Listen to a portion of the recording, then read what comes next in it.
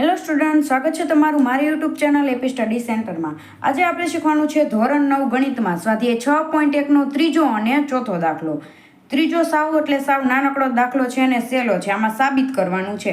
આકૃતિ 6.15માં ખૂણો PQR બરાબર ખૂણો PRQ છે।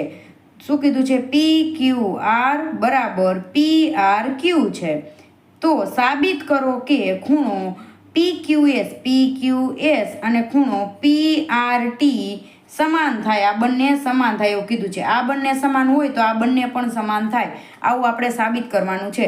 સૌપ્રથમ જુઓ કે આ ST રેખા છે, બરોબર? તો એ રેખા ઉપર આપણને જુઓ PQS અને PQR એક રૈખિક જોડ બને છે। એવી જ રીતે આ બાજુ આ ST રેખા ઉપર PRQ અને PRT એ એક રૈખિક જોડ બને છે। તો ચલો હવે આ રૈખિક જોડનો જ આપણે ઉપયોગ કરવાનો છે। સૌપ્રથમ શું કરશું કે ST એક સીધી રેખા બનાવે છે,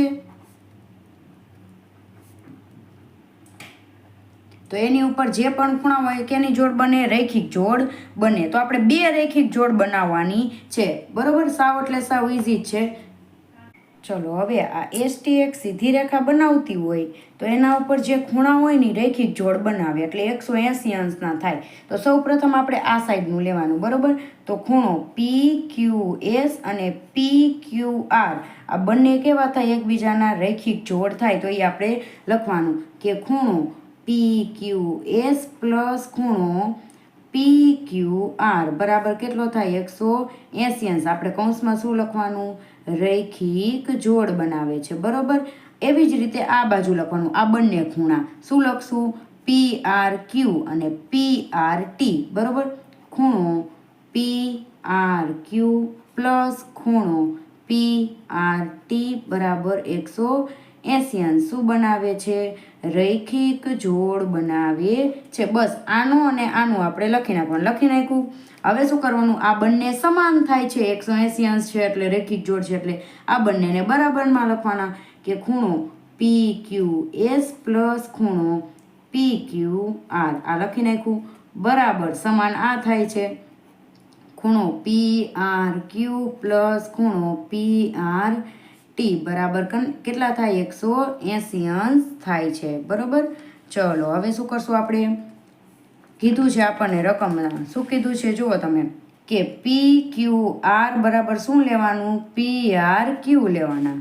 PQR બરાબર શું લેવાનું? ખૂણો PRQ લેવાના છે, બાકી બધું એમને મૂકી દેવાનું છે।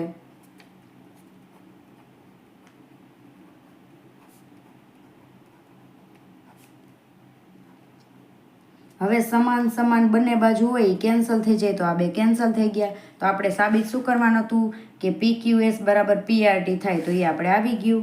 ખૂણો PQS બરાબર શું આવ્યું? ખૂણો PRT સાબિત થઈ ગયું। તો છેલ્લે શું લખવાનું કે આમ સાબિત થાય છે ખૂણો PQS બરાબર ખૂણો PRT થાય, બરોબર?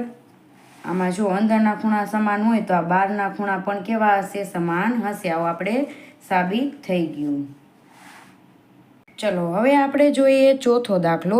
આકૃતિ 6.16માં x પ્લસ વાય બરાબર W પ્લસ Z હોય તો સાબિત કરવાનું છે કે આ AOB એક રેખા છે। હવે AOB રેખા છે તેમ સાબિત કરવા માટે શું કરવું પડે? x અને y 180 અંશ થાય ને તો AOB શું કહેવાય? રેખા કહેવાય, કારણ કે શું બને છે? રૈખિક જોડ બને છે। AOB ઉપર આ બે ખૂણા છે શું બનાવે છે? રૈખિક જોડ બનાવે છે। જો રૈખિક જોડ બનાવતો હોય તો x પ્લસ વાય બરાબર કેટલા હોય? 180 અંશ હોય। x પ્લસ વાય 180 અંશ હોય તો AOB શું થઈ જાય? રેખા થઈ જાય। એટલા માટે આપણે સૌપ્રથમ સાબિત કરવાનું કે x પ્લસ વાય 180 અંશ થાય છે।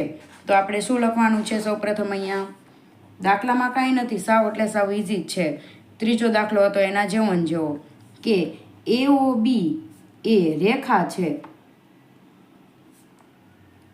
એમ સાબિત કરવા માટે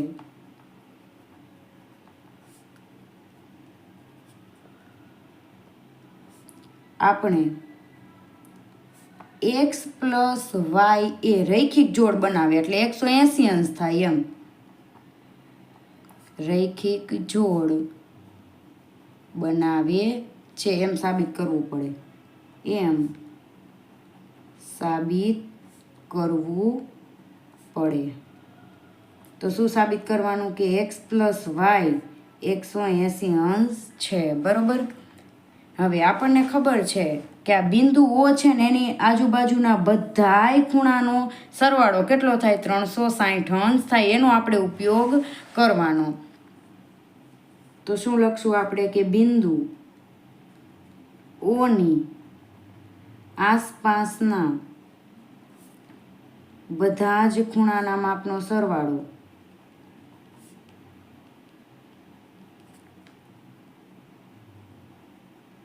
360 અંશ થાય આ કેમ ઉપયોગમાં લીધું કારણ કે જુઓ તમે અહીંયા આપણને આપ્યું છે એટલા માટે ચલો તો બધા જ ખૂણા એટલે કયા ખૂણા થાય એક્સ વાય ઝેડ ડબલ્યુ ચારે ચાર ખૂણા કેટલા થાય 360 અંશ બરોબર તો શું લખવાનું ખૂણો એક્સ પ્લસ ખૂણો વાય પ્લસ ખૂણો ઝેડ પ્લસ ખૂણો ડબલ્યુ બરાબર કેટલા થાય 360 અંશ થાય હવે આપણને શું કીધું છે રકમમાં એક્સ પ્લસ વાય બરાબર ડબલ્યુ પ્લસ ઝેડ થાય તો આપણે ડબલ્યુ પ્લસ ઝેડની બદલે આપણે સાબિત શું કરવાનું છે એક્સ પ્લસ વાય તો એને આપણે રાખવા પડે બરોબર તો આ ઝેડ ડબલ્યુનું આપણે શું કરવું તો ઝેડ ડબલ્યુ બરાબર આપણે કીધું છે જો એક્સ પ્લસ વાય લઈ શકાય તો આપણે એ જ લેવાનું તો ખૂણો એક્સ ખૂણો વાય પ્લસ ઝેડ અને ડબલ્યુ બરાબર શું લેવાનું છે એક્સ અને વાય ખૂણો એક્સ પ્લસ ખૂણો વાય બરાબર શું થાય 360 અંશ ઝેડ ડબલ્યુ અથવા તો ડબલ્યુ ઝેડ બંને એક જ થાય બરાબર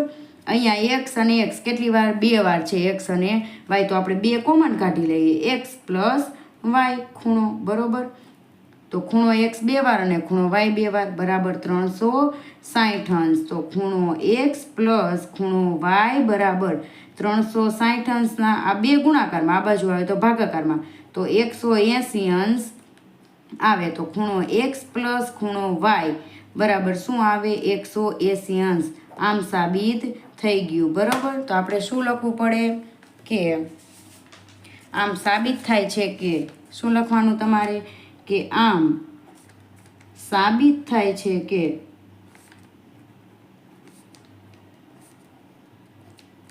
AOB શું છે એક રેખા છે કારણ કે રેખા હોય બરોબર તો એક્સ અને વાયનો સરવાળો કેટલો થાય 180 અંશ થાય તો એ તો આપણે છેલ્લે અહીંયા સાબિત કરી નાખ્યું બરોબર ચલો તો આની સાથે આપણો ત્રીજો અને ચોથો દાખલો કમ્પ્લીટ થઈ ગયો છે અને જો સ્ટુડન્ટ તમને મારો વિડીયો પસંદ આવતો હોય તો લાઈક કરો તમારા ફ્રેન્ડને શેર કરો હજુ તમે ચેનલ ઉપર નવા હોય તો ચેનલને સબસ્ક્રાઈબ કરવાનું ભૂલતા નહીં થેન્ક યુ